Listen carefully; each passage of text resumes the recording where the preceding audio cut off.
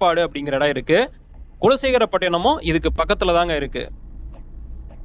இந்த மணப்பாடு அப்படிங்கிற கிராமத்தை சுருக்கமா மணவை அப்படின்னு சொல்றாங்க. மீன்பிடி தொழிலும் பனை தொழிலும் தான் இந்த கிராம மக்களுடைய பிரதான தொழிலா இருக்கு.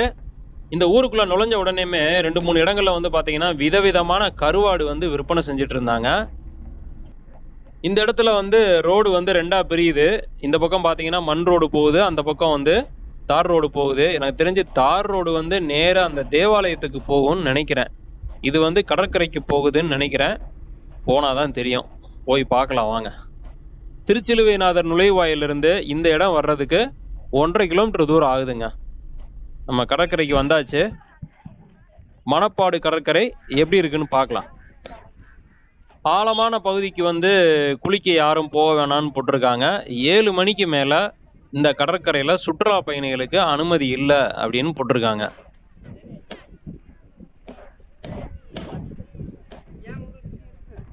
இன்னைக்கு வந்து பாத்தீங்கன்னா ஞாயிற்றுக்கிழமை. அப்படி இருந்தும் இந்த மணப்பாடு கடற்கரைக்கு வந்திருக்கக்கூடிய சுற்றுலா பயணியோட எண்ணிக்கை பார்த்தோம்னா குறைவா தாங்க இருக்கு. இதுதாங்க மணப்பாடு கடற்கரை. பாருங்க, பார்க்கிறதுக்கு எவ்வளவு அழகா இருக்குன்னு பாருங்க. இந்த இடத்துல தான் சுற்றுலா பயணிகளுக்கு குளிக்கிறதுக்கு அனுமதி கொடுத்துருக்காங்க. இந்த இடத்துல பார்த்தோம்னா கடல் அலைகளோட அந்த வேகம் வந்து குறைவா தாங்க இருக்கு. நமக்கு எதிர்த்தாப்புல தெரியக்கூடியது தான் அந்த பழமையான தேவாலயம். அந்த தேவாலயத்துக்கு பின்புறம் இருக்கக்கூடிய கடற்கரைகள்ல வந்து அலைகளோட வேகம் அதிகமா இருக்குதாமா. அதனால அங்க வந்து குளிக்கிறதுக்கு அனுமதி இல்லை அப்படின்னு சொல்லிட்டாங்க. இங்க குளிக்கிறவங்களோட பாதுகாப்பு கருதி ஒரு குறிப்பிட்ட தூரத்துக்கு அப்புறம் குளிக்க போகக்கூடாது அப்படிங்கிறதுக்காக மிதவையோட சேர்ந்த கயிறு கட்டி விட்டுருக்காங்க. தெரியுதுன்னு நினைக்கிறேன். அந்த ஒரு கோடு மாதிரி தெரியுது பாருங்க. அதுக்கப்புறம் வந்து அங்கிட்ட குளிக்க போகக்கூடாதுன்றதுக்காக அந்த கயிறு கட்டி விட்டுருக்காங்க.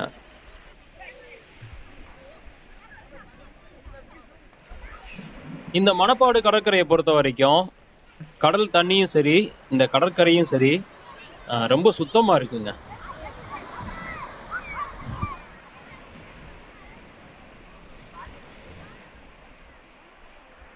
அடுத்ததா இங்க இருக்கக்கூடிய பழமையான தேவாலயமான திருச்சிலுவைநாதர் தேவாலயத்தை தான் பார்க்க போறோம்.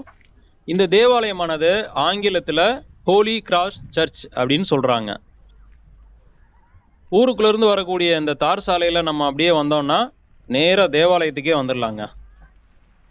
இந்த திருச்சிலுவைநாதர் தேவாலயம் பார்த்தோம்னா ஒரு சின்ன மலை குன்று மாதிரி இருக்க இடத்துல வந்து கட்டப்பட்டிருக்குங்க. தேவாலயத்துக்கு பக்கத்திலேயே நம்மளுடைய வாகனங்களை நிறுத்துறதுக்கு இடம் ஒதுக்கியிருக்காங்க. அதனால நம்ம கார்ல வந்தோம்னா தேவாலயத்துக்கு பக்கத்திலே நிறுத்திக்கலாம். இது தெரியாம நாங்க கீழேயே வந்து கார் நிறுத்திட்டு மேல நடந்து வந்திருக்கோம்.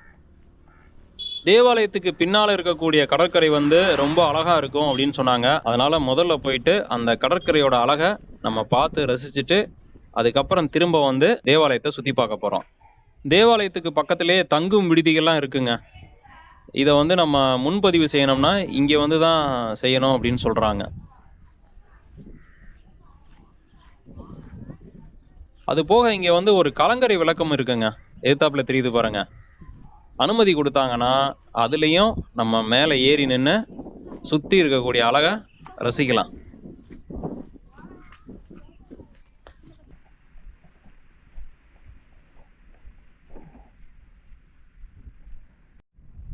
தேவாலயத்துக்கு பின்னால் இருக்கக்கூடிய கடற்கரை அழகை தான் நம்ம பார்த்து ரசிச்சுக்கிட்டு இருக்கோம்.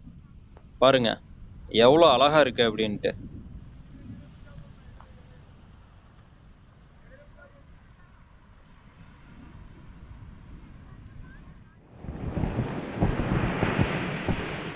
இந்த பக்கம் பார்த்தோம்னா அலையோட வேகம் வந்து கொஞ்சம் அதிகமா தாங்க இருக்கு.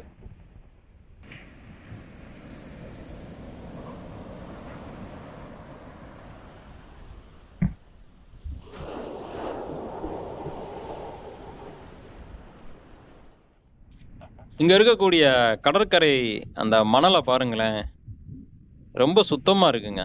இங்க பாருங்க.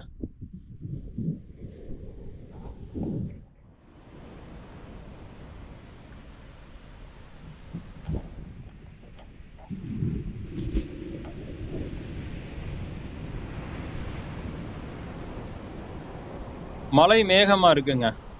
அந்த பக்கம் பாத்தீங்கன்னா மழை பெஞ்சிட்டு இருக்கு போல தெரியுது. இங்க பாருங்க, அந்த மேகமும் கடலும் ஒண்ணா இருக்குங்க.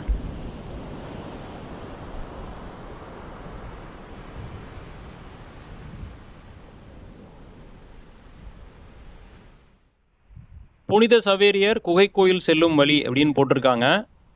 நம்மளுக்கு எதிர்த்தாப்புல தெரியக்கூடிய இந்த கட்டடம் பார்த்தீங்கன்னா இதுவும் ஒரு சின்ன தேவாலயம் தான். இதுக்கு பின்னால தான் அந்த புனித சவேரியர் குகை கோயில் இருக்கிறதா போட்டிருக்காங்க. பார்க்கலாம் வாங்க.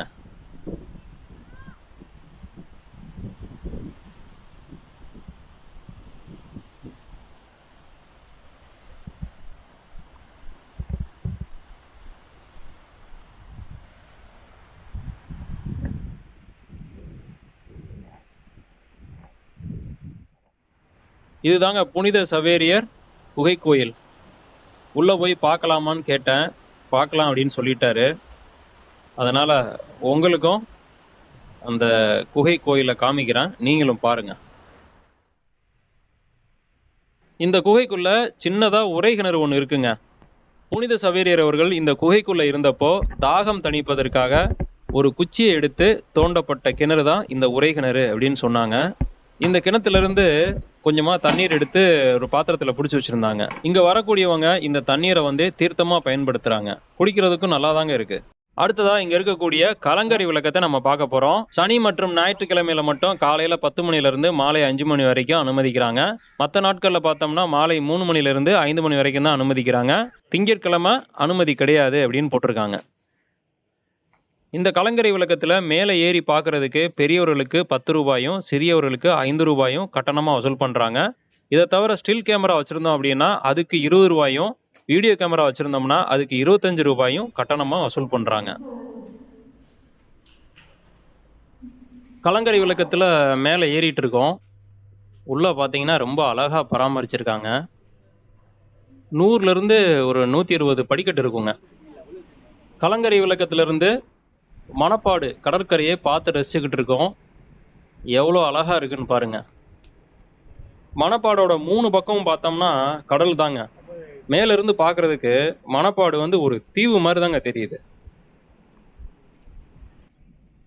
இதுதாங்க இங்க இருக்கக்கூடிய மிக பழமையான புகழ்பெற்ற திருச்சிலுவைநாதர் தேவாலயம்.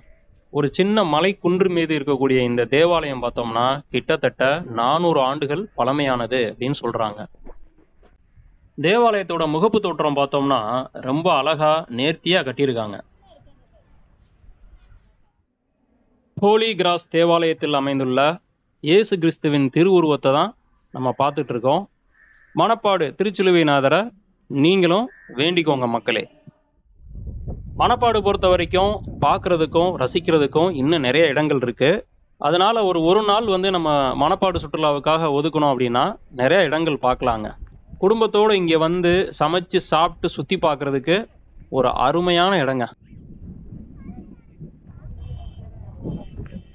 இங்கே பார்த்தோம்னா ஒரு சில உணவகங்கள் இருக்கு. அப்புறம் பார்த்தீங்கன்னா மீன்கள் வந்து பொரிச்சு விற்பனை செய்யக்கூடிய சின்ன சின்ன கடைகள் இருக்கு. அதனால சாப்பாடு பார்த்தீங்கன்னா ரொம்ப சுமாராக தான் இருக்கும்.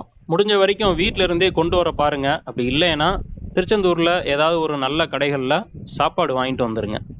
எங்களோட சேர்ந்து நீங்களும் இந்த மணப்பாடு அப்படிங்கிற இடத்த சுற்றி பார்த்துருப்பீங்கன்னு நான் நம்புகிறேன்.